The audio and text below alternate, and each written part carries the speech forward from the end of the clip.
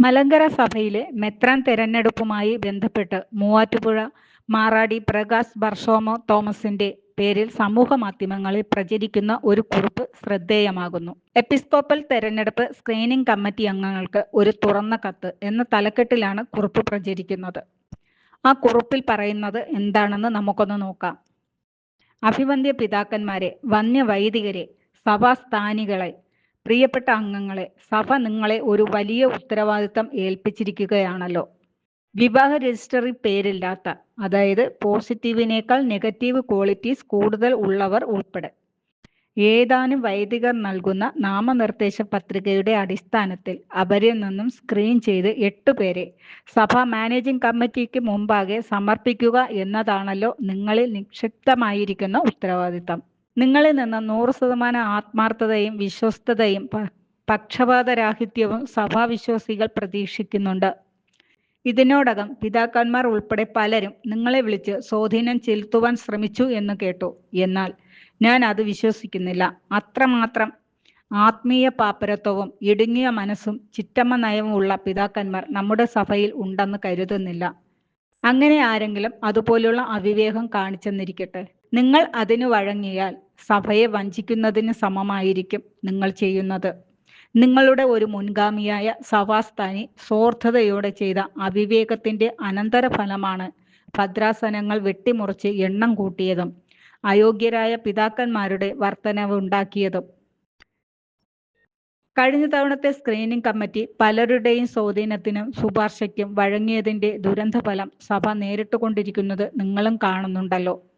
Nomination സമർപ്പിച്ചവരുടെ ശാരീരികവും മാനസികവുമായ ആരോഗ്യം പരിശോധിച്ചത് കൊണ്ട് മാത്രമായില്ല.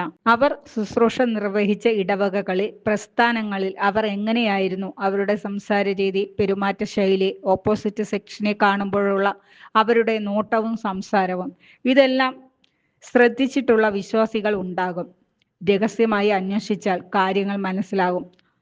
ഹോമോസെക്സ്വലുകളും വിവാഹം ആലോചിച്ചിട്ട് തങ്ങളുടെ മനസ്സിന് ഇണങ്ങിയ തക്ക തുണയെ കിട്ടാത്തത് കൊണ്ട് മാത്രം ഈ പാത തെരഞ്ഞെടുത്തവരും ഈ സ്ഥാനത്ത് വന്നു കഴിഞ്ഞാൽ അണ്ണാൻ മൂത്താലും മരം കയറ്റം നിർത്തുകയില്ല എന്ന് പറയുന്നത് പോലെ ഇരിക്കും അവരുടെ സംസാരവും ചേഷ്ടകളും.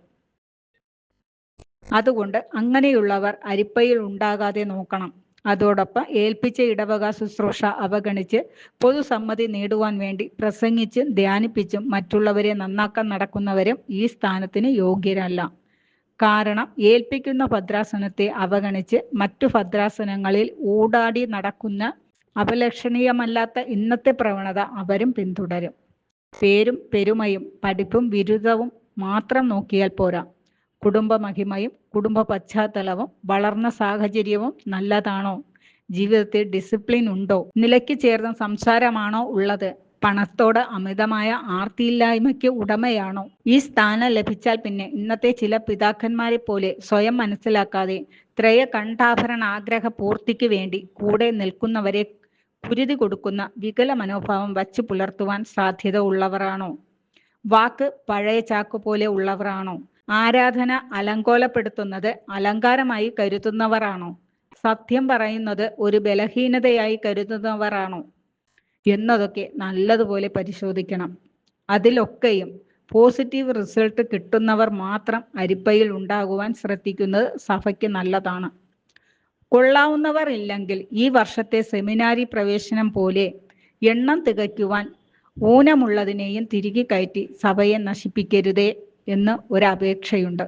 തൻ്റെ സ്ഥാനക്കയറ്റത്തിന് സപ്പോർട്ട് ചെയ്യാം എന്ന് ഉറപ്പ് കൊടുത്ത നിഷ്പ്രയാസം ലിസ്റ്റിൽ ഉൾപ്പെടുത്തക്ക വിശാല മനസ്സുള്ളവരും കമ്മിറ്റിയിൽ ഉള്ളത് കൊണ്ട് നീതി നടപ്പാക്കുകയില്ല എന്ന് ചിന്തിക്കുന്നവരും സഭയിലുണ്ട്.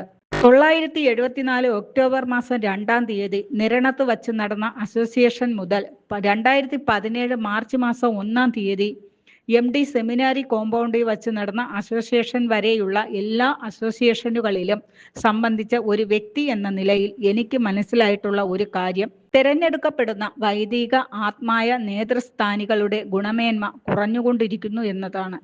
അതിന് ഒരു വിടുതൽ കൊടുക്കുവാൻ നിങ്ങൾക്ക് കഴിയണം. എന്ന് വോട്ട് തെണ്ടാൻ തുടങ്ങിയോ അന്നു മുതൽ ഗുണമേന്മ കുറഞ്ഞവർ കയറിക്കൂടാൻ തുടങ്ങി. പിതാക്കന്മാർ 100% സത്യസന്ധരും സ്വാർത്ഥരഹിതരുമാണെന്ന് വിശ്വാസികൾക്ക് ബോധ്യമായാൽ 974 പോലെ പ്രഗത്ഭരും പ്രശസ്തരുമായ പിതാക്കന്മാരെ സഭയ്ക്ക് ലഭിക്കും. മാർ ഗ്രിഗോറിയോസ്, മാർ ക്രിസോസ്റ്റമോസ് എന്നീ പിതാക്കന്മാരിൽ ഇന്നും വിശ്വാസികൾക്ക് പ്രതീക്ഷയുണ്ട്. ഇപ്പോഴത്തെ സ്ക്രീനിംഗ് കമ്മിറ്റിയെ തന്നെ സ്ക്രീൻ ചെയ്തെടുത്തിരുന്നുവെങ്കിൽ പലരും ഇതിൽ കയറി കൂടുകയില്ലായിരുന്നു എന്നതും ഒരു നഗ്ന സത്യമല്ലേ. നിങ്ങൾ ഒരു കാര്യം കൂടി ശ്രദ്ധിച്ചാൽ നല്ലതായിരുന്നു. അതായത്, കേരളത്തിന് പുറത്തു നിന്നും ഇന്ത്യക്ക് വെളിയിൽ നിന്നും നാമനിർദ്ദേശ പത്രിക സമർപ്പിച്ചിട്ടുള്ളവർ ഉണ്ടെങ്കിൽ ഒരാൾ കേരളത്തിന് പുറത്തു നിന്നും ഒരാൾ ഇന്ത്യക്ക് പുറത്തു നിന്നും തിരഞ്ഞെടുക്കപ്പെടത്തക്ക വണ്ണം സ്ക്രീനിങ്ങിൽ കടന്നുകൂടുവാൻ ശ്രദ്ധിക്കണേ. വിദേശ പണത്തിൽ മാത്രം കണ്ണും നട്ട് പുതിയ പദ്ധതികൾ ആവിഷ്കരിക്കുന്നവർ ഇതിൽ കണ്ണടയ്ക്കുകയില്ല എന്ന് കരുതുന്നു. സഭയുടെ നന്മയും വളർച്ചയും മാത്രം ലക്ഷ്യമാക്കി നിസ്വാർത്ഥമായി പ്രവർത്തിക്കുവാനുള്ള നേർബുദ്ധി സർവേശ്വരൻ നിങ്ങൾക്ക് ചൊരിഞ്ഞു തരാൻ പ്രാർത്ഥിച്ചുകൊണ്ട് നിർത്തുന്നു. ഇങ്ങനെയാണ് കുറിപ്പ് അവസാനിക്കുന്നത്.